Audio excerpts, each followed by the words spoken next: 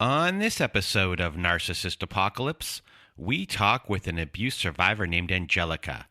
And Angelica was married to a controlling physical abuser. It's a story of security, financial abuse, infidelity, excuses, rage, and feeling trapped.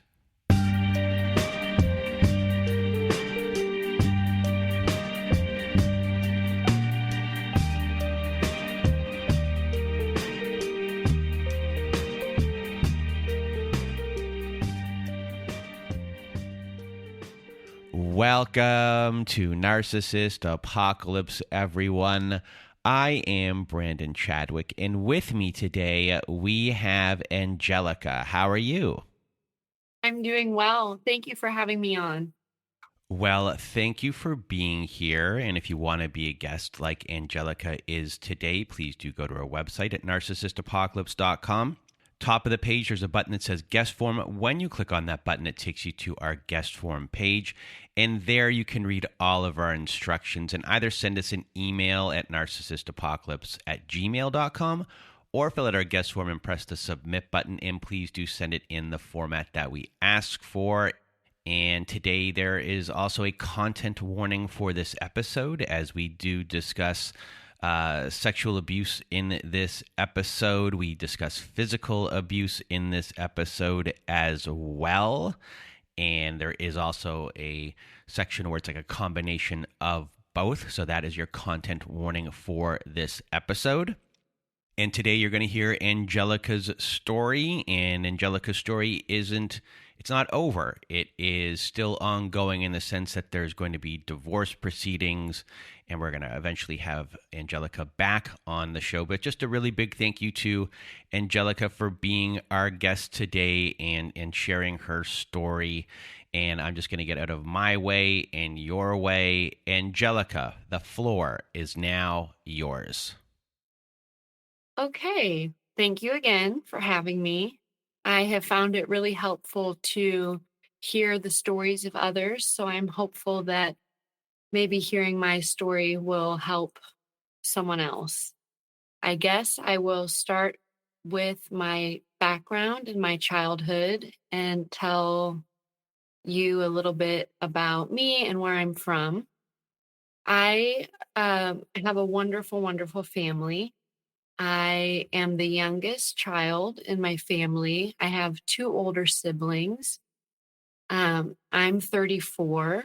My childhood was really idyllic. I think I had a upper class upbringing. Um, my siblings and I all went to a really wonderful Christian private school, kindergarten through senior year. My mom worked at the school part time. My my mom mostly stayed at home with us. My dad um, worked probably 60 hours a week, was with the same company for his whole career. So probably about 50 years he was with that company.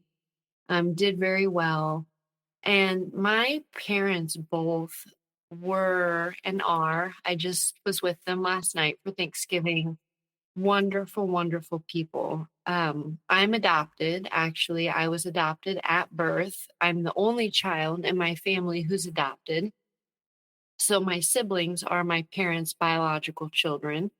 My parents are just wonderful people, as are my siblings. Loving, nurturing, supportive, compassionate, caring, involved. They were just wonderful. My dad did work a lot, but when he was home, he was just wonderful, hands-on. We all went to church together every Sunday, was helpful to my mom around the house. And my parents are very, very in love with each other. I never saw my parents argue. I never saw my parents have a fight. I just had a wonderful growing up. So I continued living at home with my parents for a year or two after high school and went to university in the town where we lived. So I went to college, continued living at home for a couple years, and then moved to a different city, which is where I currently live. Um, Finished college, and began work as a teacher. That's what my undergraduate degree is in. I did want to get married, and I wanted to get married one time, and I wanted to stay married forever like my parents did. I wanted a healthy marriage. I knew what that looked like from the example that my parents set. Um, I myself, so so this is where I could really get into the weeds, but I won't. My Like I said, I'm adopted, and I'm the only one adopted, so everyone else in my family is related. They're wonderful people. They are all very, I would say, left-brained, very structured, very kind of numerical. They like all work in IT. They're planning holiday get-togethers like 1 year in advance. Um, and I am not that way. I have always been my whole life very artistic, very creative. People say that I'm resourceful. I'm pretty go with the flow. Other people have told me that my mom will kind of laugh and say, "Oh, she helped me grow so much as a parent," which is kind of a nice way of her saying that I think she found it challenging to parent me. I wasn't a horrible child to raise, but I was very different from my siblings and very different from my parents, and I think that that was posed challenges to them. They would probably say that I'm a free spirit. I guess that's how I would best describe myself. Probably looking back on my life now, maybe I can see that I have a little bit of a bleeding heart. When I was a kid, I remember I would often bring home stray cats. I mean, often, maybe 5 times. Um, and I would try to keep them by, you know, kids are funny. I would like hide it in my closet or hide it in the garage, which never worked. I just, I, I would always, I really would always want to give homeless people money if we saw them by the side of the road. And I think maybe even naive a little bit.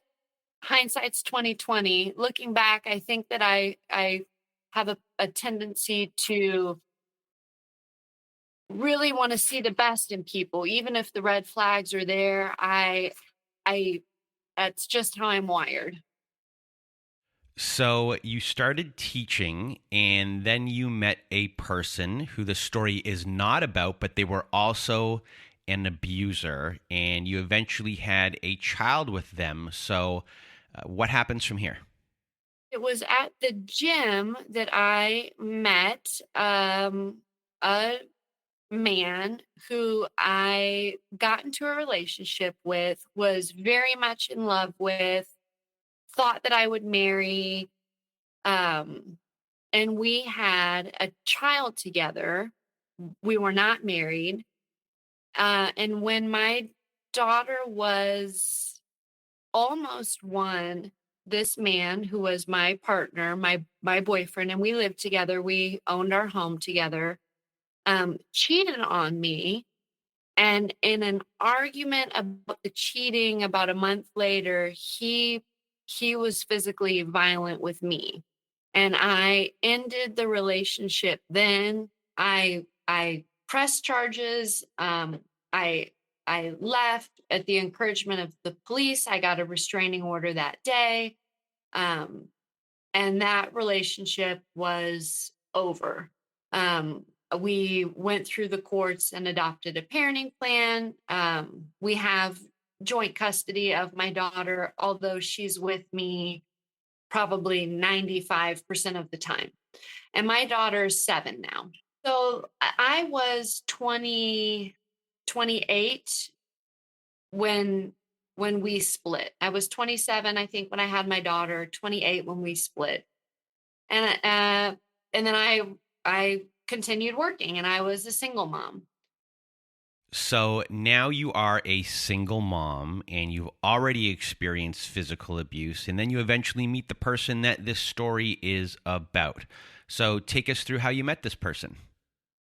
So when my daughter was 3, I enrolled her in Taekwondo, which is how I met my current husband. There were 2 locations of the school where the Taekwondo school that I enrolled my daughter in, and the location that I went to was run by a woman. And on like the second class that I took my daughter to, this woman called her boss to come over to do the paperwork so I could finish signing my daughter up for the school.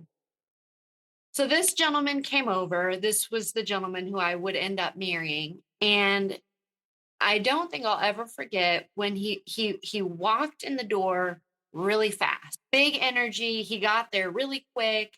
He walked in fast. He had on a leather jacket. And he was older than me. He's 18 years older than me. He's really very handsome. He's also Korean. There was this moment when he walked in the door that I will never forget. Everybody was quiet. I was thinking, wow, he's attractive. And there was something, obviously, it was very obvious to me. There was something in the air. These 2 people either had a relationship currently going on or they had one. There was just something in the air. I mean, it was very clear. And she looked at me. Everybody just kind of looked at each other. It was very bizarre. One day a week, this gentleman was there to teach the class. So he was teaching my daughter once a week. I would see him on that day every week. And it went on like that. Nothing was going on for a few weeks. On this particular day of the week that this gentleman was there teaching class, my daughter was in a little club program at our church on that same day of the week, later that evening. And we would have about half an hour, 45 minutes to kill from the time that Taekwondo would end until I took her to her church club. And there was a sandwich shop right next door. So we would eat dinner, kill 45 minutes, and we would then go on to this church club. A cookie came with a meal. She didn't want the cookie, I think, if I'm remembering correctly. And this sandwich shop was right next door to Taekwondo. So I had my daughter, I said, well, let's give this to your instructor. And I was, just being friendly. He knelt down on the ground and was really, I thought, really sweet and precious to my daughter and talked to her and talked to me. And that was the first time we really got to talk. And he asked me for my phone number, which I gave him. That later that week, we saw each other. I had taken my child and some of her friends out to like a kid's place for a fun outing. And he met us there. That was how we met. Now we're at COVID in March of 2020, and everything was closing down. I can remember specifically one time driving out to go on a lunch date with my husband, with the gentleman from Taekwondo, and there was no one else on the road. And I think we had lunch like at a park or something. I mean, everything was closed. Nobody could do anything. Nobody could go anywhere. And this is when my husband started putting a lot of pressure on me to move in with him. And he was looking at houses. He was going to keep the house that he had been living in and rent it out as a rental property, but he was looking for a new house. So I looked at houses with him just to go along with him and be supportive, but I was not ready. I did not think it was a good idea we move in together. So really through a lot of pressure from my husband, my daughter and I moved in to his house in March of 2020. So you move in with him, and soon after you move in, you find out that he is having an affair with that woman from the Taekwondo studio. And in response to this, he does sever ties with this woman, and he gives this woman one of the two studios. And this person is eventually at that point out of your life, and you accept this and you move forward from here. So, what happens from this point forward? I was starting to see that my husband had a serious temper. Um, he he's not a smiley person anyway. He's very serious. He's a man of few words. Um, I don't think I've said this yet, but my husband has two children who are adults now. When I met him, they were both living with him. So I thought, he's so responsible. His ex-wife, his children's mother, was all the way back in Korea. She had left after they had divorced. So he was raising these children. Um, he doesn't drink. He's gainfully employed. His business does very well. Um, he was agreeable to, my daughter was getting ready to go into preschool. He was agreeable, very supportive of sending her to the school that I hoped she could attend preschool at. So we were talking about getting married. So in June of 2020, he essentially just gave me an ultimatum one day, mid morning, that we would get married that day or the relationship was going to be over and he would want my daughter and I to move out of the house. And the way that he framed it to me was like, you're you might he wasn't accusing me of it, but he was implying it and insinuating it. You're taking advantage of me by living in the house, and you're just saying that you want to get married. If you really did want to get married, we would go get married today, which wasn't true. I did want to get married. I had been suggesting that we get premarital counseling, which he wouldn't agree to. And again, I had not wanted to move into the house. I had, shortly before I met my husband, I had quit my job at the time, my teaching job, and I was looking for another, and I was interviewing. I understood shortly after moving in that he would rather me not work.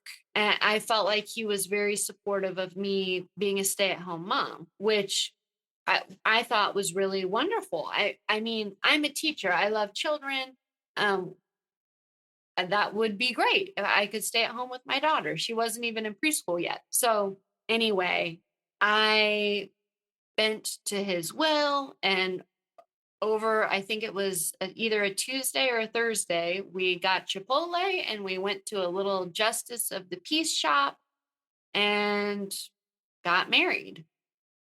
And then pretty much immediately afterwards, things got bad. One of the first things that happened was my husband by nature is kind of just an intimidating person. And everybody who knows him knows that. He seems very in control at all times. I've thought to myself, he's like in control even when he's out of control. Um, he's very he is very the lead, but it's also he's just controlling, really. He's controlling. One of the biggest issues in our marriage ended up being non-consensual sex.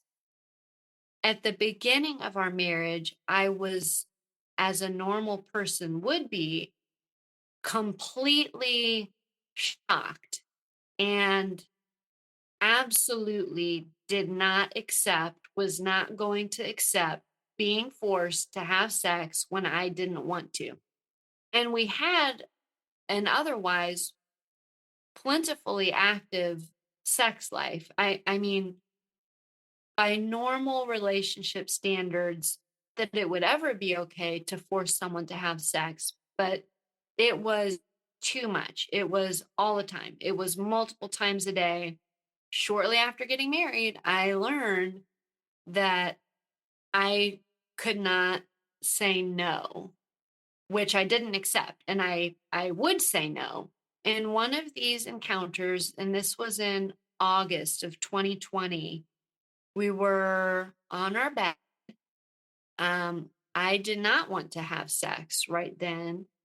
And my husband would not let me get out from underneath him. And we were fighting. It kind of escalated to the point of actually fighting. And I say fighting, I was trying to get up off of the bed. And in the course of this happening, my husband he had raised up a pillow, like a really dense, heavy, I don't know, memory foam or some kind of really dense pillow. And I was pinned underneath him on the bed, and he was trying to slam the pillow down onto my head. And in an effort to shield my face, I put my hands, both of my hands, over my face. And I didn't know that my ring, my wedding ring is big. It's a three carat diamond. My ring was inverted on my finger and on my left hand.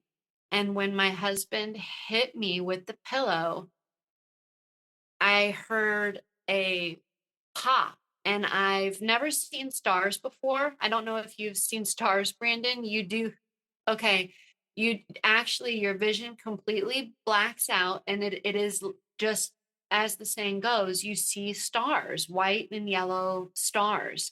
And we both heard this pop noise, and I couldn't see anything. Everything was black. And I just immediately just started crying, really hard crying. I didn't know what had happened. And because the pop noise was so loud, my husband kind of stopped what he was doing. And my hands were still over my face, and I got away from him, and I brushed him away from me, and I was cowered over, and I ran into the bathroom and looked in the mirror, and my eye was just completely swelling up, starting to shut, swelling up, turning colors, and the white of my eye was completely red. And I didn't know what that noise was, so I thought maybe I had broken my nose. I don't know what the noise was. Maybe vessels bursting. I don't know, but I developed from that a huge black eye. Huge, that took months to heal. That was the only time in my marriage that my husband said the word sorry. I wanted to document my black eye. So I did go to a doctor's office the following day. And actually, he didn't really want to go with me, but I was so worried that if I went to a doctor's office without him, even though I wasn't going to tell the true story of what happened, I knew I was going to tell a lie, which I did. I said a ball had hit me in the face and I blocked it with my hands. Even though I wasn't going to tell what happened, I knew that if I went by myself, when I came back home, either then or maybe days or weeks later, I knew that my husband would accuse me of telling, and I just didn't want to deal with defending myself against that. So he went with me and I got my eye looked at, and I do still have, and this is now 3 almost 4 years later, my eye is damaged underneath. Anyway, I got that documented. So he obviously has rage issues, and you wrote me that he has like zero emotional regulation and things can just really escalate, and that's a thing that you're dealing with. But you're also dealing with, financial abuse that starts around here as well. So Yes. tell us more about this. Okay. So it was the pattern throughout my marriage was that my husband would become upset over something very small. Maybe my daughter had spilled food out of her mouth while she was eating dinner, or something would be out of place in the house. Maybe a toy would be in the living room. I was never allowed, um, toys weren't allowed to be out and about in the house. Everything needed to be tidied up just so. You would never know what would upset him. And so I would walk on eggshells. I tried really hard. I tried my best to not upset him, because the pattern was he would become upset over something small, and he would be completely unable to regulate his emotions and to stop himself from spiraling out of control by himself. And it would get it would there would be no end to the spiral. And you could see it come over him, and the situation would just devolve. And I would do everything in my control to try to pacify the situation. I would grovel to him for whatever I had done that had upset him. If I thought that groveling would help, I would grovel. If I thought that staying away from him and giving space would help, I would do that. If I thought that going to him and just basically laying, prostrate at his feet, begging, asking him, what can I do so that you don't do this? I would do it, whatever I could do. And most of the time he would tell me to stay away from him. I would stay away, and then he would come to the room that I was in and be upset that I was in that room. Although when I had just gone to the room that he was in, he would tell me to stay away. He would lock me out of the bedroom. He would throw my things out of the bedroom. He would throw my things out of the house. And again, kind of like documenting the black eye, I was documenting a lot. And now, since I have filed for divorce and I'm turning things over to my attorney, I mean, I have hundreds of pictures and videos. Um, uh, um, he would call the cell phone provider and cut off my cell phone service, and I would just be sitting there, and I would discreetly take a video. He would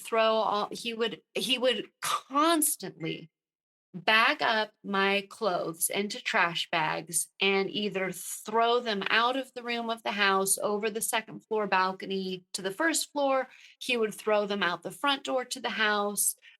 He would just put my clothes in the trash can, and he would never put any of it back. I would. If I would try to do it while he was still doing what he was doing, we would get into a fight. So, what I learned over the years to do was to wait till he was done and then later put my things back. And he would just be laying in bed watching YouTube on TV, and he would watch me, and I wouldn't talk to him. I wouldn't say anything. And I would have to act grateful that it was like I should thank him that I'm being allowed to continue living in the house, um, which was being signified by the fact that he was letting me hang my clothes back up in the closet. And he would lock me out of the house often. He would either deadbolt the front door or unplug the garage. This was like dozens of times in our marriage for any of these things that he would do. So I was constantly walking on eggshells. I was constantly anxious. I did get on a prescription. I made an appointment. I went into my psychiatrist. I told him, without saying I'm trapped in this marriage and I'm being abused. I just told him, we have a lot of conflict in our marriage that's causing me a lot of stress that I need help managing. But I was trapped. And a big reason for feeling trapped was financial abuse. And at one point, you had a credit card and that was taken away from you. And at that point, you kind of just had to ask for cash for everything. You know, he wanted you to be the stay-at-home mom and not really have you have a teaching position like you were trained for. And so, you know, you're in this kind of cash relationship at this point here. And this puts all of the control in his hands. So, you know, what happens from here and how did you feel about all of this? Again, I tried to rationalize it to myself that, I am a stay-at-home mom and this is an okay arrangement. I'm sure that some of my other stay-at-home mom friends have an arrangement similar to this, and that's fine. And I should be grateful for being able to be a stay-at-home mom, which I was. I was very grateful to be a stay-at-home mom. But when we would have these conflicts, that I say conflicts, it was really just him being out of control. I would tell him, I think I need to get a job. I think I need to get a job. And I a couple times in my marriage, I did apply with my husband's knowledge. I did apply for jobs. The one that I almost got was at J. Crew. They were hiring part-time. It was during the holidays. This was in 2021. And they, just in chatting with the gal at the shop, she had basically, it was the manager, she had said, well, you should just apply. I'll hire you. Just apply. And my husband was kind of okay with that. So I did all of the stuff and it was finished. And when it was time to go in for what would have been my first day at work, my husband told me no, that I couldn't. And so I didn't. So the way that happened was, that was actually the week of his adult son's birthday. And he had not wanted to do anything for his son's birthday. And we had talked about it, and I had wanted to do something for his son's birthday. And this was on a Sunday that would have been my first day at J. Crew. And so, to kind of like weirdly make up for not letting me go start my job, he agreed to do something with us all together, all of us, his two adult children, he and I, and my daughter. We would do something for his son's birthday, which we did. We spent the afternoon all together and we took a family picture, which I had really always wanted, a picture of all of us together. And, my husband could just never be bothered to do it. So we did it. And it's the only picture that we have even today of all of us together. So I didn't start my job. I did sign up to be on the substitute teacher list at my daughter's school. And I would occasionally do that. I always had to ask my husband first if it was okay, on this given day, if I would take this substitute teaching job. And about 9 times out of 10, he would say no and not let me. Um, and maybe 10% of the time I would be able to take the job, which I really enjoyed, but he would always ask about that money, what I would do with that money. By the end of each month, he would always make sure that I had basically no money left. He was asking how the money was spent or if it had been spent because he wanted to make sure that I wasn't saving any, that I didn't have enough to save month over month, which I didn't. So eventually, you two do get pregnant and you have a child together. So tell us about this. So I had never only wanted to have one child, but I did only have one child because of the way that the relationship with my daughter's father had ended. It was just my daughter and I. And I wanted to have more children. I love children. I always wanted to have more than one child. And my husband and I were trying for a child when we got married, for a while, even in spite of what was going on. You know, Brandon, as stupid as it sounds, really stupid now to say it out loud, um, I just decided at the beginning of my marriage that because he was doing horrible things. I just decided that no matter what, I was not going to get divorced. I thought that my husband was a very dangerous person. Um, I thought that the marriage was very unhealthy. I knew what was going on, but I decided that I would make my family work. I would help my husband. I would get him to get help for himself, and I just wasn't going to get divorced. And we were trying for a child at the beginning of the marriage. I would say probably for about 1 year. And then I did have a mindset shift, and I kind of told my husband in a way that I thought wouldn't make him mad that I didn't think that we should have children until the marriage became healthier and the marriage became more stable.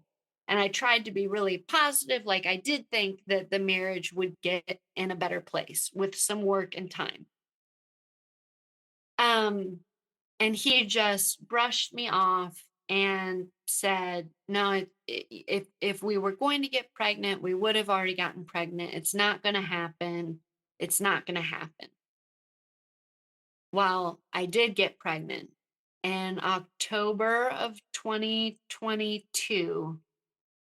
I got pregnant, and we had been married at this point almost 3 years and hadn't gotten pregnant. So it was a surprise. I remember the day, I remember taking the test. He wasn't home. And I remember my stomach dropping. And I felt in that moment like I'm completely screwed. I already felt trapped. Now I'm really, really trapped. And I also felt like I was kicking myself. I felt like even though I even at that time I still didn't want a divorce, but I when I found out I was pregnant, I felt like you could have gotten divorced anytime up until now. If you ever get divorced now how much worse will it be because there will be a child involved, you know? I just I my stomach dropped and I felt horrible. But by the time that my husband got home that day, I tried my best to be very positive, and I told my husband, and he was also surprised. We were both very surprised, but he was really excited. And almost immediately, I noticed that my husband's behavior changed. He was not so quick to lose his temper. He I could tell that he was trying to be more reasonable, but things were still not good. I just never knew what would set him off. There was and I had some complications at the beginning of the pregnancy. And it was actually um in January of this year, 2023. So I would have been 3 or 4 months pregnant. I had gone to the emergency room to have an appointment to get the baby checked on. And he was upset about something and was yelling at me and threatening me before I went to the appointment. And when I came home from the appointment, he had locked me out of the house. He did end up letting me back in the house later the same day, but that was one incident that stood out. He locked me out of the house while I was pregnant. And still I thought, wow, he's really so much better. He's only locked me out of the house, once this month. He's really been trying since I got pregnant. I can tell he's really trying. And I think that he was, and it was still really bad, really bad. So then one day, your husband gets into an argument with one of his adult children, his son, and he didn't treat his children well, specifically the daughter, you told me in your email to me. And this set off a chain of events where you then get kicked out of the house again. So walk us through this. There had been a discussion turned disagreement with my adult stepson. Really, it was between my husband and his son, but I was there, so I ended up being the punching bag. And in this role that my husband got himself into, as he usually did, he kicked me out of the house. And I was like about 7 months pregnant in April. So I packed a bag for my daughter and I, and we went and we stayed for 7 days at my dear friend's house. And my friends were very concerned about, because I really opened up to them and was honest about what had been going on in my marriage. But I was 7 months pregnant. So they weren't saying get a divorce, but they were saying that this was not normal, because I was feeling them out like, well, what kind of fights do you guys have? And, I asked my girlfriend, what does your husband do when he's angry? And it was not at all like what my husband does when he's angry. And they were very concerned. And 7 days was the longest that I had ever stayed out. And the reason that I agreed to go back home in April was because my husband agreed to go to counseling. And I contacted the counselor. He wouldn't do it. He hadn't contacted them. He wasn't going to, but it was like he would go if I would set it up, which was fine. I was happy to do it. So I set up the counseling. We went. It was at our second session in May. My husband, the day before, my husband had gotten upset. We had slept in different rooms. He was extremely hostile. He was yelling that morning. He wouldn't let me lay in our bed. So I was laying on the floor in our master bedroom closet. And we had our second counseling session was coming up this morning at like 11 o'clock or noon. And I was laying on the floor, 8 months pregnant. I couldn't go out into our room. He would yell at me like, I don't want to fucking see you. Get the go the fuck where I can't see you, things like that. So I was laying on the floor and it was very uncomfortable because I was 8 months pregnant. So I actually calmly uh, got my purse and went to our counselor's office. I was 2 hours early and I just sat in the lobby. And as I was driving to the counseling appointment, my husband started calling me repeatedly and I wasn't picking up. And he texted me. He wanted to bring me the car. The reason that he was saying that was because I had left the house. And this is in his mind. I had left the house without his permission. Why did I go out at 9 o'clock in the morning? There was no reason for me to leave. So if you're going to do things without the permission in that car, you don't have the car. You don't need the car. So bring the car back, which I didn't do. I got to our counselor's office 2 hours early and I was sitting in the lobby. My husband was continuing to call me. I wasn't answering his calls. I was feeling, my stomach was just in knots. You would never know what he would do next. I never knew what he would do next. So I would feel anxious. Shaking. I was always shaking. Um, I was hiding. The reason I went to the counselor's office was, I guess, basically to hide or to try to feel safe. So I was waiting there, and then he shows up, and he comes to me in the lobby at the counselor's office, wanting the keys to the car, and I was not giving the keys to my car. I was sitting in my chair trying to stay calm no matter what he did, no matter what he said. I was just staying calm.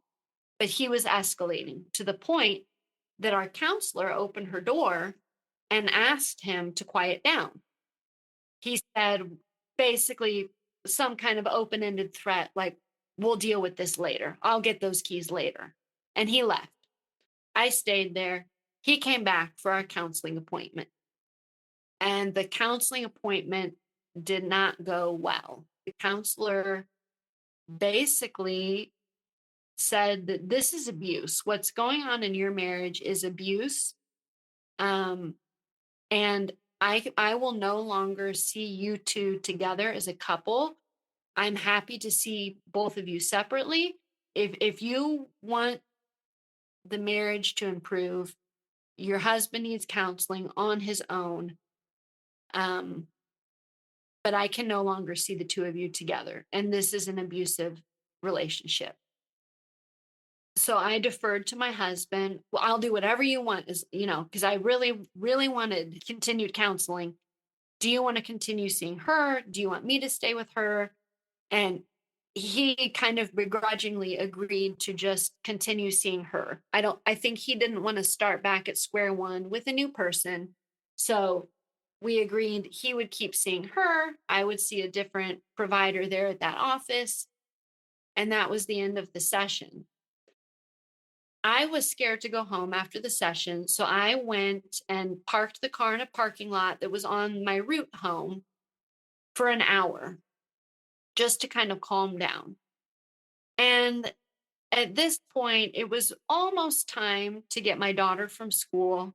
My house is on the way to my daughter's school. So I stopped actually at my house to use the restroom. And as I was leaving, my husband is pulling in the driveway as I'm pulling out. And he motions to me to roll down the window, which I do. And he tells me to give him my keys, which would have meant I wouldn't have been able to pick up my daughter from school.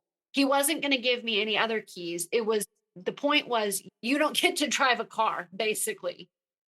And I was already in the car. I was reversing out of the driveway. I rolled my window up and I said, I'm not doing this right now. If you want the keys, I can give them to you later. I'm going to pick up from school.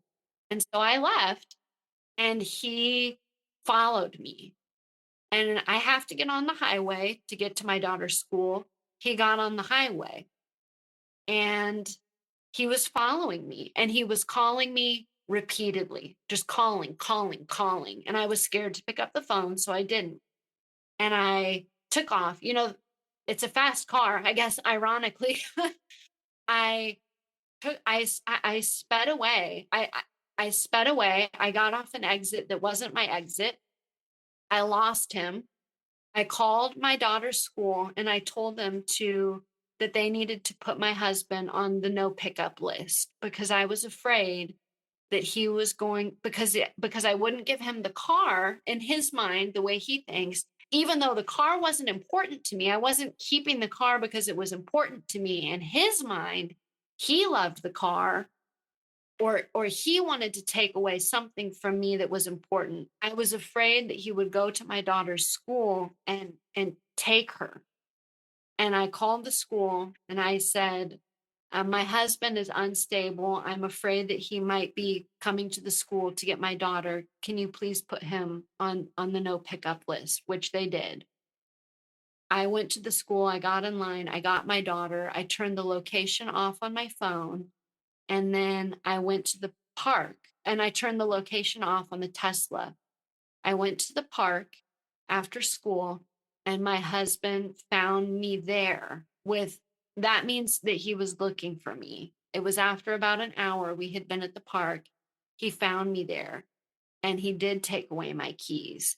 I stayed at the park with my daughter until that evening when I knew he was at work and found a way to get home. Friends of ours in the neighborhood said that my daughter and I could come stay at their house for a while.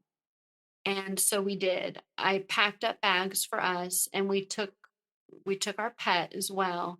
And I didn't go home again to my husband. I stayed with them for a couple days, stayed at my parents' out of town for a couple days, stayed at a hotel for a couple days, and called the attorney that I had used for custody with my daughter and explained my situation and said, I think I need a divorce. And I was about 32 weeks pregnant then. And she talked me through the situation and she said, you need a restraining order because this is bad. I was still in contact with my husband and I downloaded a phone recording app this week. And we had many discussions and many phone calls over the course of this week. And he was telling me that he was quitting counseling. He was done with counseling and to come home. And I, at that time, my standard again was, I'm not going to come home unless you're in counseling. But he was telling me that he was done with counseling. And so I was saying, I'm not coming home. And there was a conversation where he was telling me to come home and I wouldn't agree. After that conversation, he called me over 125 times in a couple of hours. I didn't take the calls. When I did take his call, I recorded the phone call. It was just him. It was a 1 hour long call and it was just him cursing at me, screaming at me, telling me that he hates me. He hates me. He hates me. He hates me. And I was having, pregnant ladies will know when you're stressed, really stressed or dehydrated, but stress will do it too. You can have, they're like false contractions. And this whole week I had just been having like nonstop contractions and I was really afraid of maybe going into preterm labor. And it was this phone call that I decided that I did need to get a divorce. I had zero money, didn't have a car, my name's not on the house. I had nothing, no place to go. And I did. The next day, I went to the police station and said, here's what's been going on. Is any of this criminal? And as it so happened, actually, they told me the quantity of phone calls in that period of time met the statute for domestic violence harassment. Would I like to press a charge? And I said, yes. I went to the sheriff's department and I filed a restraining order. He was served with a restraining order the next day. And I went home then. And my attorney filed for divorce the first week of June. At our restraining order hearing, when you file my restraining order was granted immediately. The day that I filed it, the judge reviewed it and signed it. And we had a hearing. In my state, the way that it works is the judge may or may not grant it immediately. Mine did. And then you have a hearing on the restraining order 2 weeks out. And then the judge will order it for a longer term or not, maybe dismiss it. And at that hearing, as the attorneys were negotiating before we went to the judge, my husband was asking me to drop it, that he wanted to work on the marriage. And I was 8 months pregnant at this time. But we had done this, not this with the restraining order, but he had done this hundreds of times. Tell me he hates me, he wants a divorce, he wants me out of the house, he doesn't love me, he hates me, he hates me, he hates me. And then it's like a flip would switch a couple days later. So it was more of the same, even though still at this point, I did really, really want to be married. My heart wasn't done, but I did say through the attorneys, no. And he was served with the divorce papers at that restraining order hearing. And the judge did grant my restraining order. So that was in June. I had my son in July, the day that my son was born, and my husband's attorney said the baby might not be his. My attorney told me, give the baby your last name, and we'll absolutely be going for sole custody, which we are now. We have filed for sole legal custody and sole physical custody. So my son was born July 12th. With much help from my parents and my friends, I moved with my newborn son and my daughter in August. When my son was 4 weeks old, we moved into a little rental house. And my husband has we've had court-appointed attorney mediation, at which my husband would not agree to give me any support.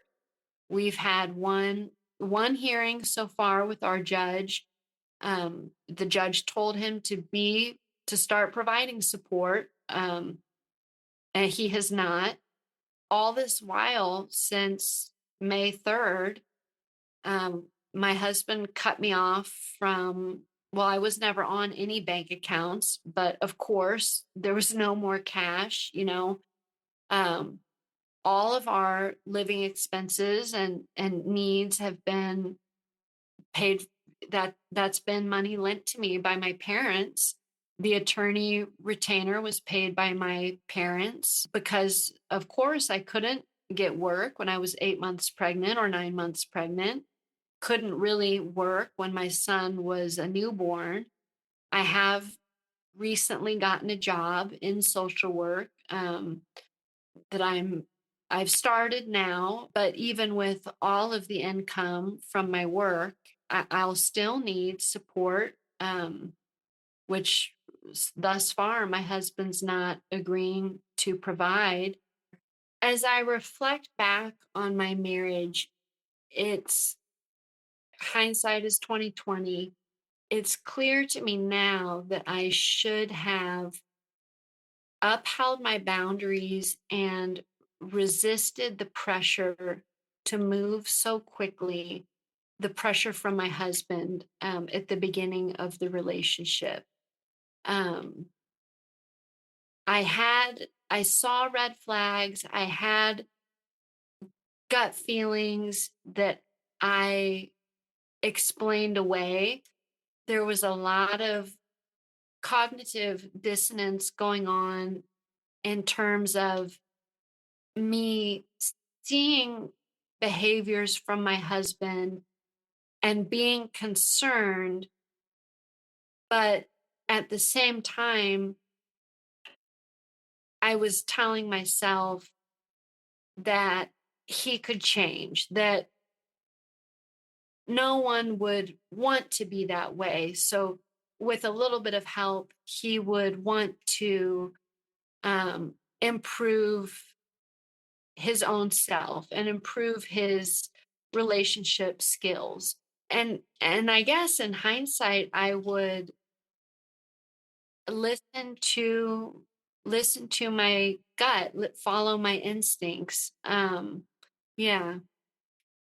You are going through this divorce process, but you are out of everything. So, as far as how you've processed things so far, have you been able to do any sort of healing? I know that's very difficult to do while you're still dealing with all this, but has there been what kind of processing has happened for you? Sure.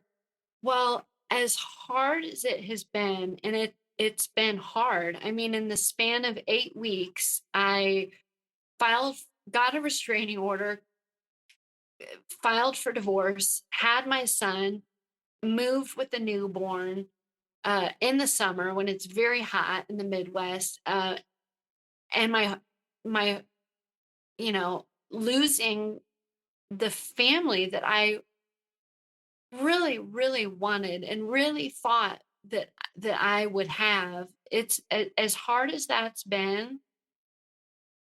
The feeling in the home is, it can't even compare, is so much better. My daughter says things to me now that reveal to me what her, even though we're close and we've always been very close, and I would talk with her in my marriage, I would tell her this is wrong, or or sometimes I would hide things from her. If when I could, I would hide things from her. um the mood in the home now is so much healthier. And I that tells me that I did the right thing. I've been able to continue my own counseling, because I am pinching pennies. I'm not going as often as I would like to go, or that I think I probably need to go, but I am going. Um, I I would like to start getting back into the gym. I think that would be good. It's a process, day by day and week by week. I'm improving. I wasn't sleeping at all towards the end of my marriage, and even initially following the divorce. And then I had my newborn too. So I was up every hour or two. My sleep is improving. Um, and at first, it was really hard. I was just so anxious. And when my son was born, I think I was depressed for a few weeks. Just the devastating loss of, I've never even heard of this. Someone, filing for divorce at 9 months pregnant. Their husband's not there. I'm married, but my husband's not there when my son was born. It was a little scary too, having my son without my husband there. Having a baby is a serious, you're in the hospital and you're all hooked up. I'm fortunate and blessed. I had wonderful girlfriends there with me, and my parents. But it was really hard, and I was just so heartbroken for a couple weeks. But it's improving, and every week that goes by and every day that goes by, I know I've made the right choice for my children and for me. But my priority is doing what's best for my children. We're getting there, and things are evening out week by week.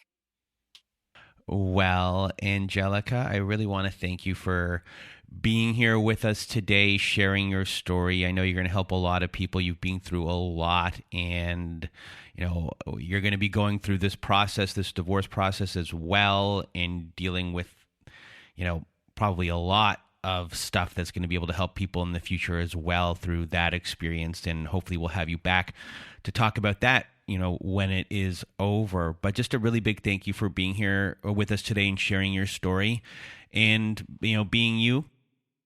So a really big thank you from the bottom of my heart for being here. Thank you so much for taking time to have me on and for having the platform that you have and allowing people to share their stories. I know that there are people out there who, even now in 2023 with the internet and everything, feel like, is anyone else dealing with this? Because it is so unreal and abnormal. And I know that by hearing the stories that your platform enables people to share, that people are knowing that they're not alone and maybe are able to get courage to leave their situations. So thank you. Well, you helped out a lot with that today. So a big thank you for doing that again. And if you want to be a guest like Angelica was today, please do go to our website at narcissistapocalypse.com. Top of the page, there's a button that says guest form. When you click on that button, it takes you to our guest form page. There you can read all of our instructions and either send us an email at narcissistapocalypse@gmail.com or fill out our guest form and press the submit button. And please do send it in the format that we ask for. And just please keep on sending in those stories. And if you are someone that needs support, please visit our website if you need support at narcissistapocalypse.com, because we have a support group there. And inside our support group, you'll see that we have forum boards for you to post on. We have Zoom meetings every Wednesday night, Thursday afternoons, and Saturday nights. It's a wonderful group of people on there. Excellent group of people on there, and they can validate everything that you have been through. You can validate them. You can make friends.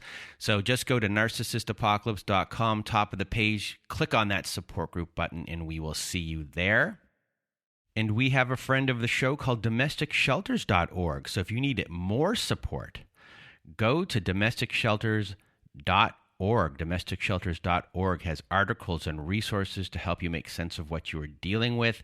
They have every phone number, email address, and web address for shelters and agencies, no matter how big or small the town you are in. DomesticShelters.org has it there. It is a wonderful free resource and organization, so please do go visit them. And we also have a friend of the show called Shelter Movers.